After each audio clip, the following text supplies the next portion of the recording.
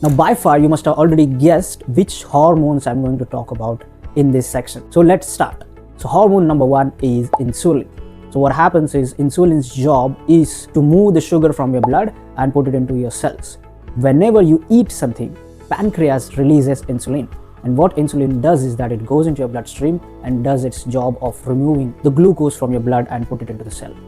That's why certain things like high carb or high sugar food or processed carbs or frequent snacking eventually cause blood sugar to go higher and higher, and also makes pancreas to release more insulin into your bloodstream so that it can remove that glucose from the blood and put it inside the cell. But if you keep on doing this for a very long time, then it would lead to energy crashes and fat storage in your body. Let's talk about hormone number 2, which is cortisol.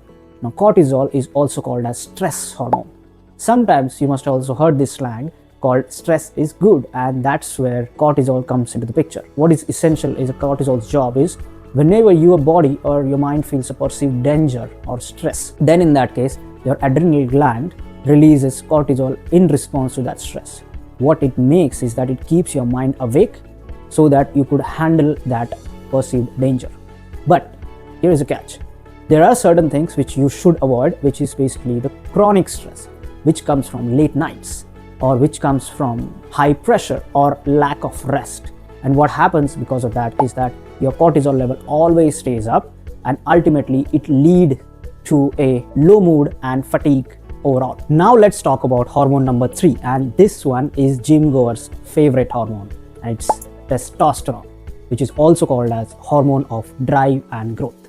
So testosterone, when it gets released in your body, it drives muscle growth, it increases your focus and motivation, both in men and women. Our human reproductive system releases testosterone, and when you have low levels of testosterone, this leads to fatigue, low mood and slower muscle growth.